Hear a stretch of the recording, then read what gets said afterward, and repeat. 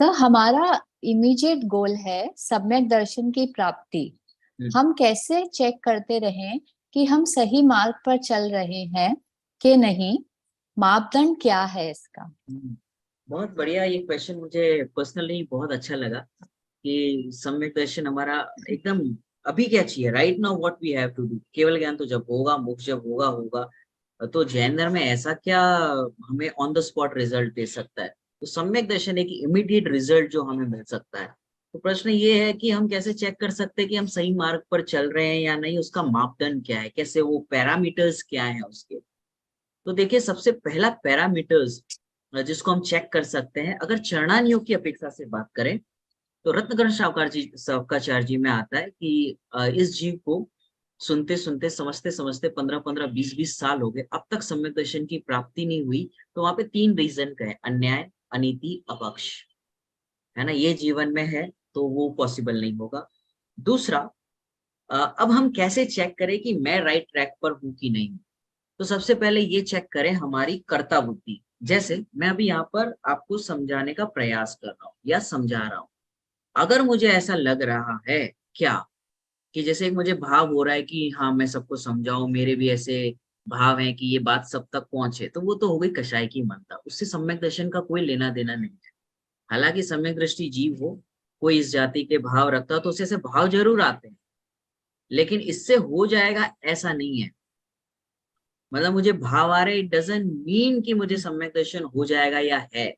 तो ऐसे तो अनेकों जीवों को भाव आते हैं और ऐसा हमने अनंत बार कर चुके हैं।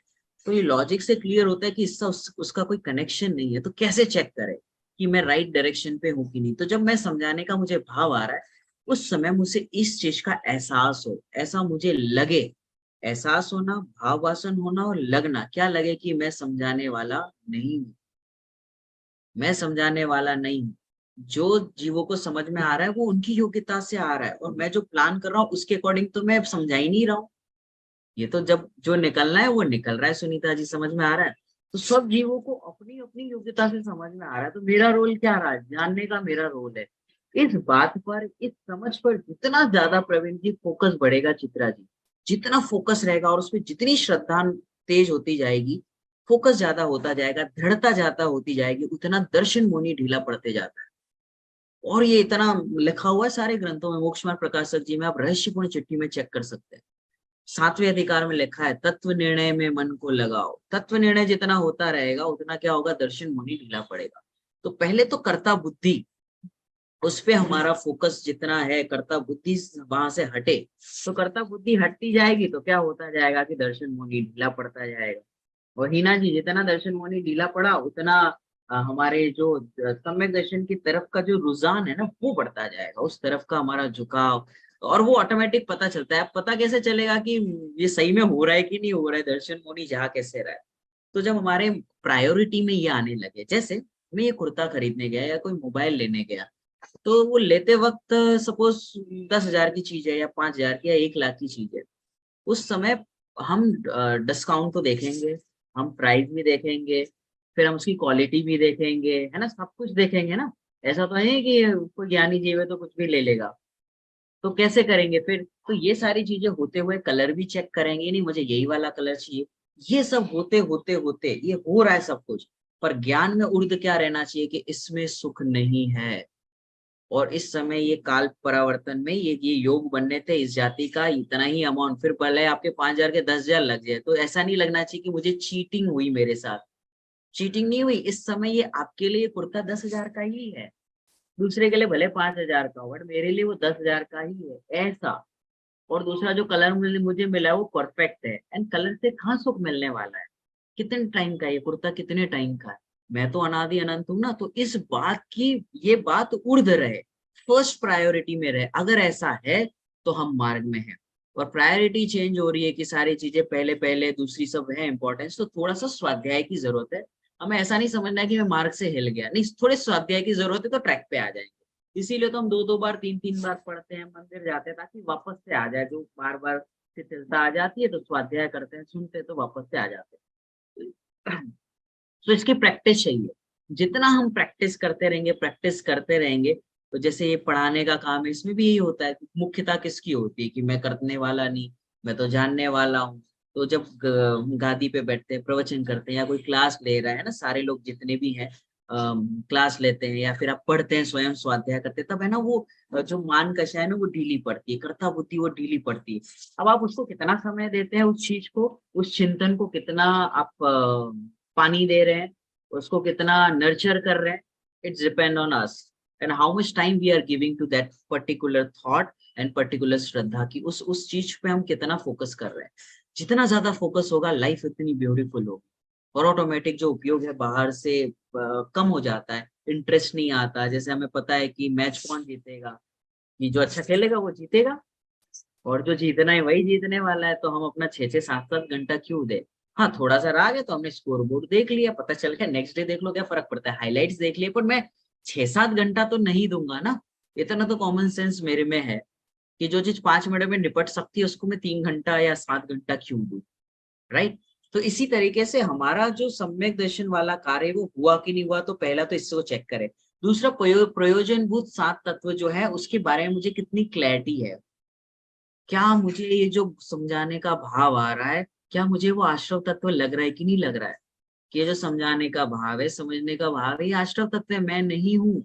किसी ने मुझे कुछ अच्छा कहा, किसी ने मेरी तारीफ की, तो मुझे वो गुदगुदी हो रही है, वो क्या है, वो जीव थोड़ी ना है, वो तो आश्रव है। अच्छा लग गया, किसको अच्छा लगा, राग को अच्छा लगा। किसी ने कुछ कह दिया, अपशब्द कहे, तो किसको बुरा लगा, द्वेष को। मेरा क्या लेना देना है, वो तो आश्रव का डिपार्टमेंट है ना। अभी किसी ने कहा ना कि वो नहीं, पिछली क्लास में कहा था, वो अकाउंट का डिपार्टमेंट है, मेरा नहीं है ना। वो तो वो करेगा, आश्रम में जाएगा, मेरा क्या काम है जानने का। जानते रहो, जी जी मैं हूँ। अगर मैं ऐसा नहीं मानता तो मेरे 7 तत्व संबंधी भूल है, ये आश्रम तत्व संबंधी भूल चल रही है। तो ये 7 तत्व की जो प्रयोजनभूत तत्व है वो क्लैरिटी होगी ना जितनी ज्यादा, तो अधिकार नंबर 4 मुक्ष्म प्रकाशक जी और अधिकार नंबर 7, ये दोनों में आपको 7 तत्व संबंधी भूल, और 6 डाला जी में भी इसका सेकंड ढाल में इसका डिस्कशन आता है। तो वहां से हम इसको पढ़ सकते हैं। तो क्लैरिटी होना जरूरी है, जितनी क्लैरिटी होगी उतना समझ में आता जाएगा। दूसरा, जितना वजन देंगे आप उतना, बोलते हैं ना, मिथ्यात्व की जो दीवार है बहुत गहरी है और बहुत अनादि से है, तो वो इतना मोटा हो चुका है कि उसको वजन भी उतना, भेद विज्ञान की कला भी उतनी तेजी से वार करना पड़ेगा, तो वो हो सकता है। समय एक एक समय का काम है बस। ये मैं हुई नहीं, मैं तो बस जानने वाला हूँ, ऐसा दृढ़ता से, जैसे वो अंजन चोर ने सीखा कैसे काटा है, दृढ़ता से, आर या पार की लड़ाई। जैसे अभी अनंत सरा की बात आई थी ना, नीति जी बता रहे थे कि वो अजगर के मुंह में थी, फिर उनके पापा चक्रवर्ती थे आए, ये एरो को ऐसा किया, बोले कि अभी मैं अजगर को मार देता हूँ। तो दृढ़ता कैसी, मेरा आयु कर्म पूरा हो गया तो कोई इसे टाल नहीं सकता, है ना। ये कोई उसे टाल नहीं सकता। और आप इतने कितने 3000 वर्ष, अपन 3 मिनट कोई लॉक हो जाए ना, आप कभी ट्राई करना, लॉक हो गया आप 3 मिनट के लिए, पसीने पसीने पूरा ऊपर नीचे हो जाएंगे। आप खाली लिफ्ट होती ना, लिफ्ट में कभी आप हुआ होगा एक्सपीरियंस, या कहीं ब्लॉक लॉक हो गए आप, तो 3 मिनट में तो जान निकल जाती है। 3000 साल किसको कहते हैं, सोच के ही इमेजिनेशन से बाहर है ना। तो अभयदान में प्रसिद्ध हुई है अनंत सराफ, कैसे करते होंगे, क्या चीज होगी ऐसा। तो ये वहां पे दृढ़ता काम करती, तो कैसे दृढ़ रही होंगी वो। पिताजी आगे फिर भी कहा कि हमारे आयु कर्म पूरा हो चुका है, तो इस मेरी जान बचाने के लिए इस अजगर की जान क्यों लेना। तो अगर आना होता तो आप पहले ही आ जाते, बट नहीं था ऐसे योग, तत्समय की योग्यता, तो उन्होंने उस चीज को सोचा होगा और वहीं पर उनकी समाधि हो गई, है ना। इस तरीके से आनंद सरा की कहानी हमने पढ़ी थी। तो ये जितनी दृढ़ता बढ़ेगी ना, जितनी इन चीजों में दृढ़ता बढ़ती जाएगी, उतना उतना हमारा सम्यक दर्शन के प्रति का जो रुझान है या उस तरफ का जो ढलान है ना, वो बढ़ता रहेगा। तो एक तो ये हमें एक समझना है। दूसरा ये होगा, देव शास्त्र गुरु के सानिध्य में, उसके बाहर कोई रडार से बाहर गए तो फिर तो सवाल ही नहीं उठता। हमें लग रहा है हम टीवी देखते देखते ऐसा कुछ हमें भेद विज्ञान हो जाएगा। अरे जब पढ़ रहे जिनवाणी तब फोकस नहीं कर पा रहे, 17 सेकंड के लिए फोकस नहीं हो रहा, तो वहां ये जो विषय कषाय भोग है वहां पे कैसे पॉसिबल है। हाँ ठीक है, हम कर लेते हैं, वो अलग चीज है, that's a different thing, but उसपे फोकस नहीं आना चाहिए। अगेन कहा ना, शॉपिंग कर रहे हैं, घूमने जा रहे हैं, सब कुछ हो रहा है, पर ज्ञान उर्दू होना चाहिए। थिएटर में है तो ये विचार करना चाहिए टाइम पास है ना, ये इस समय होना था, योग बने तो हम आ गए, लेकिन अदरवाइज इसमें कुछ मिलने वाला नहीं है, हासिल नहीं होगा। मैं तो जानने वाला हूँ, इस मूवी को भी मैं जानने वाला हूँ, ऐसे करके बार बार ज्ञान को उर्ध करना चाहिए। शुभम जी, ख्याल में आ रहा है सुनीता जी।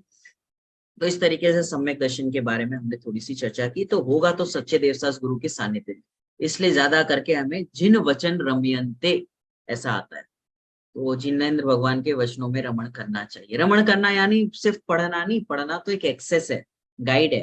पूरे दिन लगना चाहिए, अरे यार मैं तो जान ही रहा हूँ, नहीं मन करता ना फिर भी बुद्धि पूर्वक जानो। जैसे निधि जी और सभी चित्रा जी सभी आप लोग हैं, घर पे खाना बनाते रहेंगे तो हर समय मन करता है क्या बच्चों को संभालने का, खिलाने का, कंटाला आता है ना, फिर भी बुद्धिपूर्वक कैसे करते, नहीं यार ये तो करना ही पड़ेगा, नहीं करेंगे तो कैसे चलेगा, बर्तन है बाई नहीं आई तो घिसना ही पड़ेगा, कपड़े हैं तो धोने ही पड़ेगा, कौन करेगा। तो कैसे मन ना होते हुए भी वहां पर करते, इसी प्रकार से यहाँ पर भी हमें बुद्धिपूर्वक कि नहीं यार मुझे सुखी होना है, और इसके जितने ज्ञानी हुए सभी ने ये किया, 7 तत्व पढ़े, 12 भावनाओं का चिंतन किया, भी चली ना अशरण भावना, कोई भी शरण भूत नहीं है, ये चिंतन मुझे बुद्धिपूर्वक करना पड़ेगा। और इसमें अनईजी लगेगा, यस लगेगा। क्यों लगेगा, मन नहीं करेगा, क्यों, क्योंकि पहला गुणस्थान है ना, तो पहला गुणस्थान और चौथे गुणस्थान में डिफरेंस तो होगा, तो वो अनईजी लगेगा। जैसे छठवें गुणस्थान वर्ती जीव को अशुभ भाव अनईजी लगता है, नहीं टिक पाते, ऐसे पहले गुणस्थान वर्ती जीव को चौथे गुणस्थान वर्ती की सोच रहे हैं, तो कैसे टिकेगा। जैसे चक्रवर्ती का भोजन सामान्य जीव नहीं कर पाता, अब एक दिन हमको मोदी जी बना दिया कि आप प्राइम मिनिस्टर बन जाओ, तो इज इट कंफर्टेबल, आपको कंफर्टेबल लगेगा, नहीं लगेगा। तो वो एक प्रोसेस है, इट इज ओके आपको अनईजी लग रहा है ये चिंतन में, लगने दो। लेकिन जब वो एक बार उस पर विश्वास हो जाएगा ना, फिर तो सम्यक दर्शन चौथा गुणस्थान होगा, तो फिर तो क्या ही कहना। तो ये जो अनईजी लग रहा है ना, it is also good, it is the process, है ना। और इस प्रोसेस से जाएंगे तो हमें बहुत कुछ हासिल हो सकता है। तो अगर अनईजी भी लग रहा है तो बुद्धिपूर्वक करें, बुद्धिपूर्वक पढ़ें। इसको कहा कि बुद्धिपूर्वक अपने मतलब मन लगा के इस चीज को करना चाहिए, ठीक है।